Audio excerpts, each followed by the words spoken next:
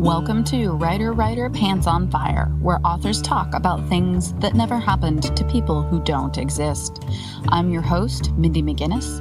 You can check out my books and social media at mindymcginnis.com and visit the Writer Pants on Fire blog at writerpantsonfire.com. Support the podcast through Patreon for weekly writing advice, query and first page critiques, as well as exclusive episodes featuring agent and editor interviews.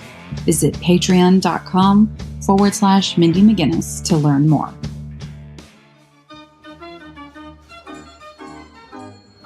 The greatest treasure, a most dangerous magic. Growing up with a traveling circus, Genevieve Flannery is accustomed to a life most teenagers could never imagine. But when her mother leaves behind a dangerous, magical legacy, it threatens to unravel everything and everyone Genevieve holds dear. Sleight by Jennifer Sommersby. Welcome to the September Roundup episode. I started this month by welcoming Megan Shepherd, author of the Madman's Daughter trilogy and the upcoming Grim Lovelies. Megan joined me to talk about her process and how the spark of an idea can sometimes get lost during the execution. Also covered writing trilogies versus standalones and why dark stories appeal to us. On September 10th, Fat Girl on a Plane author Kelly DeVos spoke about how her particular process of being a hardcore planner works to turn the spark of an idea into a novel. Also covered the inspiration for her novel, a discussion of the fashion world and body acceptance, and how short stories can help you experiment with new ideas, characters, or methods. And September 17th brought Lauren Gibaldi, author of The Night We Said Yes, Autofocus, and This Tiny Perfect World, to the show. Lauren shared her story of landing her agent and how her process of being a pantster can occasionally backfire, but nothing is ever wasted. Also covered how being a librarian has helped Lauren feel more connected to teens and benefited her writing career, as well as portraying artistic teens in fiction. Up next, fighting the need to make the first draft perfect. When RJ's soul is accidentally collected by a grim reaper, life after death is anything but peaceful. She's got one chance to change her past if she has any hope of getting back her future. But not everyone in the afterlife wants her to succeed. RJ becomes an unwilling pawn between an archangel with an agenda and death, who would rather catch a wave than help her out. It's a Wonderful Death by Sarah J. Schmitt. Twitter user Meg asked me a few weeks ago to talk about getting past the need to make your first draft perfect. She said it's one of her biggest roadblocks and a source of great frustration. Yep, I get that. There's a word for first drafts: shitty. Seriously, every author I know refers to the initial incarnation of their work as the shitty first draft. It sucks. It's supposed to suck. That's okay. I know it's easy to say and harder to accept, so I'm going to tell you a few tricks of my own that help me get over that particular roadblock. Also, make sure to tune into next week's episode with guest Catherine Locke, whom I also posed this question to. First of all, realize that perfection is never attained, and I do mean never. No author I know ever reads their finalized printed books. There's a few reasons for that. Inevitably, mistakes do sneak into finished versions of books. Typos, small mistakes, even misspellings do occasionally slip past the entire team of professionals whose job it is to make sure that doesn't happen. It's a fact of life. My biggest flub? In the hardcover edition of Not a Drop to Drink, there's a line of dialogue attributed to a character who is dead.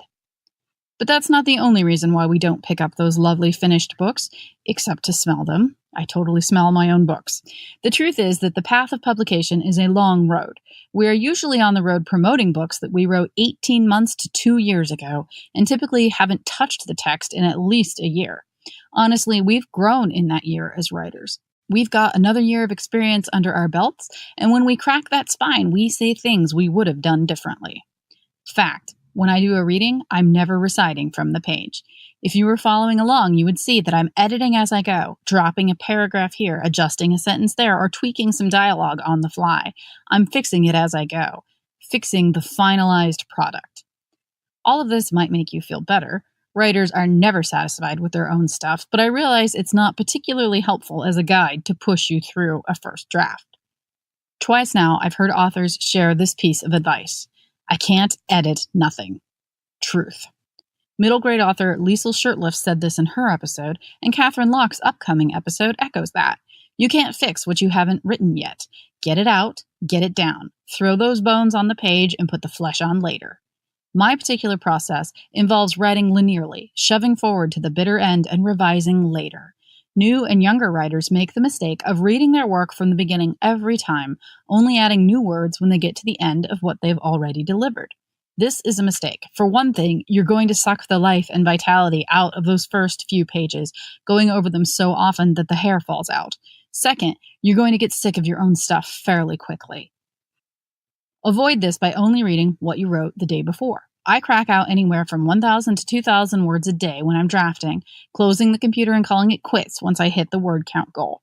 The next day, I read what I wrote, fixing very minor things, misspellings, word repetitions, etc., the most basic of basics. Then I surge ahead. Some writers I know don't even read what they wrote the day before, or refuse to scroll backwards for even something like a character or place name. So, for example, if you're moving right along and realize you forgot the best friend's little sister's name, don't put the brakes on. Momentum is important, and once built, easy to break. Instead, use brackets when you hit these bumps. Put something like little sister's name in brackets and keep going. Brackets are easy to find in the document later with a simple search, and you can fix it when your brain isn't worrying away at your plot. I even know writers who write notes to themselves such as, put something funny here, fix this dialogue, or give this guy a cat in brackets. Then they keep going. It bears repeating that you can't fix what you haven't written yet. Many people say that editing is the real work of writing. Drafting is just the first step. Get that first step under your belt before jumping to the second. If you have a suggestion for something you'd like me to address in a monthly roundup dealing with writing, publishing, or questions for me in general, feel free to ask.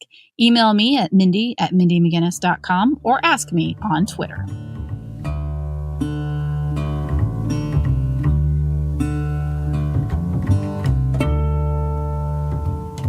Writer Pants on Fire is produced by Mindy McGinnis. Music by Jack Corbel. If you find the podcast or blog helpful, please consider making a donation by visiting gofundme.com and searching for Writer Pants on Fire. Or visit the blog by going to writerpantsonfire.blogspot.com. Click on the podcast tab and then the PayPal button. I'm your host, Mindy McGinnis. Join me next week for another episode of Writer Pants on Fire, where writers talk about things that never happened to people that don't exist.